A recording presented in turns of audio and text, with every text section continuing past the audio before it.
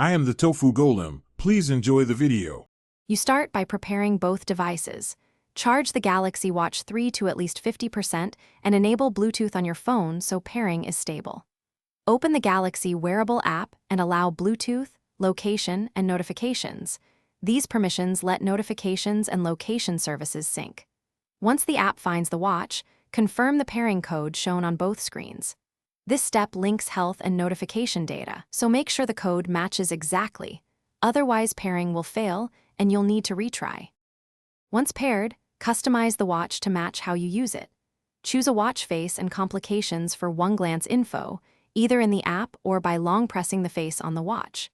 Configure health tracking settings such as continuous heart rate, SpO2 checks, and automatic workout detection. This balances battery life versus data granularity. Make sure notification rules are set so you only get important alerts. Adjust Do Not Disturb and app permissions. These choices reduce interruptions and optimize. Now you'll use the watch daily. Rotate the bezel to scroll, swipe for apps, and use the home and back buttons for quick navigation. Practicing these makes routine faster. Make sure auto-sync is enabled in the Galaxy Wearable app so steps and workouts appear on your phone without manual refresh. If data or connectivity stalls, reboot the watch first.